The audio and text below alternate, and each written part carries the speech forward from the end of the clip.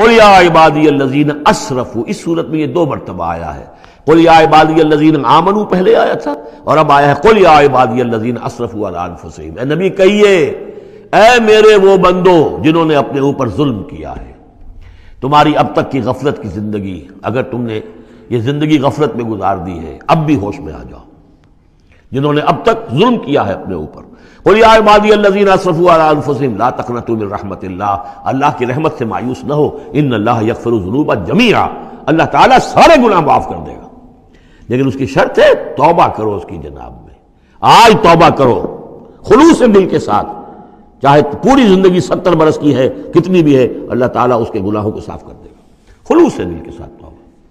اور توبہ کی شرط یہ ہے کہ حرام خوری چھوڑو، غلط کام چھوڑو، معصیت کو ترک کرو، اس کے بغیر توبہ نہیں ہے۔ یہ ہم پڑھ چکے ہیں سورہ الفرقان کے آخری رکوع میں، الا من تاب وآمن وعمل عملا صالحا فاولئک یبدل اللہ سیئاتہم حسنات وکان اللہ غفورا رحیما ومن تاب وعمل صالحا فانہ یتوب الی اللہ متابا۔ عمل جب تک درست نہیں ہوتا تو توبہ کیا خاک ہوئی؟ توبہ وہ ہے کہ عمل درست ہو جائے۔ انہ هو الغفور الرحیم، یقیناً وہ غفور الرحیم ہے۔ وانیبوا الی ربکم، اور اپنے رب کی طرف رجوع کرو، واسلموا لہ، اور اس کے فرما بردار بن جاؤ، اب بھی بن جاؤ، من قبل ان یاتیکم العذاب ثم لا تنصرون، اس سے پہلے کہ تم پر وہ عذاب آئے اور مسلط ہو جائے اور پھر تمہاری کہیں سے کوئی مدد نہیں کی جا سکے گی۔ واتبعوا احسن ما انزل الیکم، یہ اس سے پہلے بھی آیت آ چکی ہے نا، آیت نمبر 18 میں تھا، فیتبعون احسن۔ یہ قرآن بھی جو تمہیں راستہ دکھا رہا ہے، اس میں درجات ہیں، اونچے ہیں۔ السابقون الاولون من المہاجرین والانصار والذین اتبعوہم باحسان، یہ درجے تھے کہ نہیں تھے؟ درجہ شہادت ہے، درجہ صدیقیت ہے کہ نہیں ہے؟ یہ سورہ حدید میں جا کر مزید مضمون اور کھلے گا۔ تو اونچے سے اونچے درجے کی طرف چلنے کی کوشش کرو۔ واتبعوا احسن ما انزل الیکم من ربکم، اور جو کچھ تمہارے رب کی طرف سے تمہاری طرف نازل کیا گیا ہے، اس میں سے جو بہترین درجے کی شے ہے اس کی پیروی کرو۔ من قبل ان یاتیکم العذاب بغتۃ، اس سے پہلے کہ عذاب تم پر اچانک آ دھمکے، وانتم لا تشعرون، اور تمہیں اس کا گمان تک نہ ہو۔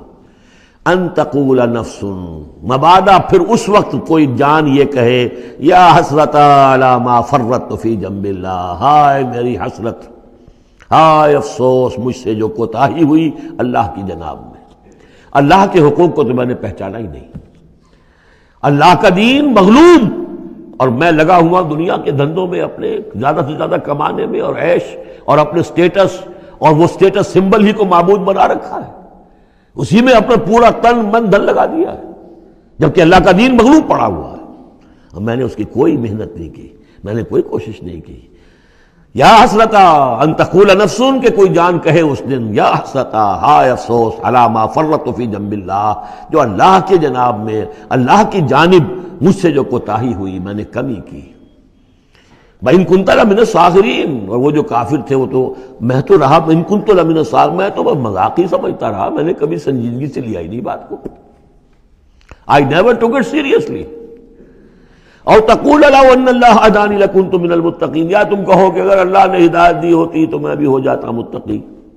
گویا کہ یہاں اپنے اس چوائس کی نفی کر رہے ہو، اللہ نے تمہیں اشرف المخلوقات بنایا اور تمہیں اختیار دیا تھا، اما شاکرا و اما کفورا۔ اور تقول حین تری العذاب، یا وہ کہے جب کہ وہ عذاب کو دیکھے، لو ان لی کرۃ فاکون من المحسنین، اگر مجھے لوٹنا نصیب ہو جائے کسی طریقے سے، ایک دفعہ اگر مجھے دوبارہ لوٹا دیا جائے، پھر تو میں محسنین میں سے ہو جاؤں گا، پھر صرف متقی نہیں، صرف مسلم نہیں، صرف مومن نہیں، محسنین پہ میں شامل ہو جاؤں گا۔ بلا، کیوں نہیں، قد جاءتک آیاتی، آئی تھی تیرے پاس میری آیات، فکذبت بہا، تو نے ان کو جھٹلا دیا تھا، واستکبرت، اور تو نے تکبر کیا تھا، وکنت من الکافرین، اور تو نے کفر کی روش اختیار کی تھی۔ ویوم القیامت تری الذین کذبوا علی اللہ وجوہہم مسودۃ، اور قیامت کے دن تم دیکھو گے ان لوگوں کو جنہوں نے اللہ پر جھوٹ باندھا تھا کہ ان کے چہرے سیاہ ہوں گے۔ الیس فی جہنم مثوی للمتکبرین، تو کیا جہنم ہی میں ٹھکانہ نہیں ہے ایسے متکبرین کا؟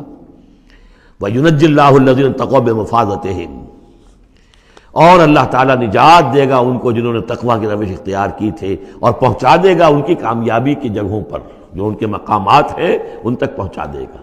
کسی کا کوئی مقام ہے، کسی کا کوئی مقام ہے، یہ صدیقیت کا مقام ہے، یہ شہداء کا مقام ہے، یہ انبیاء کا مقام ہے۔ لا یمسہم السوء، انہیں نہیں چھو سکے گی کوئی بھی تکلیف، کوئی برائی، ولا هم يحزنون، اور نہ ہی وہ حزن سے دو چار ہوں گے۔ اللہ خالق کل شیء وهو على كل شیء وکیل، اللہ تعالی ہر شے کا خالق ہے اور وہ ہر چیز کا نگران ہے اور ہر چیز کا ذمہ دار ہے۔ لہ مقالید السماوات والارض، اس کے لیے ہے تمام کنجیاں آسمانوں کی اور زمین کی۔ والذین کفروا بآیات اللہ اولئک هم الخاسرون، اور جن لوگوں نے اللہ کی آیات کا انکار کیا وہی ہے تباہ ہونے والے اور گھاٹے میں رہنے والے۔ یہ آخری دو رکوع جو ہے سورہ مبارکہ کے، ہمارے پاس وقت کم ہے لیکن بہرحال اس سے جو بھی ملائم ہے فائدہ اٹھانا ہے۔